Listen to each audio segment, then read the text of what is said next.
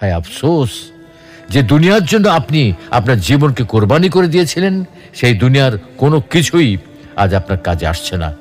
আপনাকে আপনার বাড়ির সামনে সুন্দর বাগানের কবর দেওয়া হয়নি, কারণ বাড়ির সামনের দামি জায়গাটা আপনাকে কবর দিয়ে এই জায়গাটা তারা নষ্ট করতে চায় না।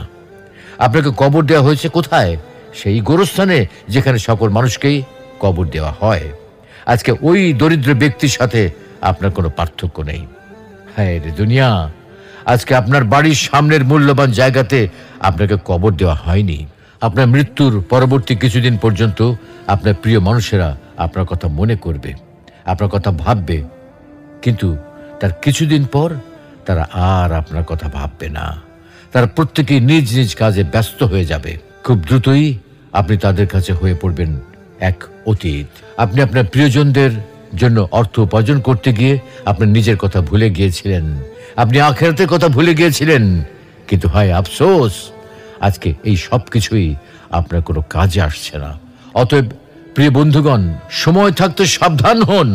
এখনো সময় আছে। এই দুনিয়ার মোহ ত্যাগ করে নিজের আখিরাতের সম্বল সঞ্চয় করুন। আপনার আখিরাতের পাথেয় এখনই গুছিয়ে নিন, কারণ আপনার সম্পদ থেকে যদি আপনি নিজেই দান করতে না পারেন, তাহলে আপনার মৃত্যুর পর আপনার সন্তান সন্ততিগণ কেউ কিন্তু আপনার জন্য কিছুই করবে না।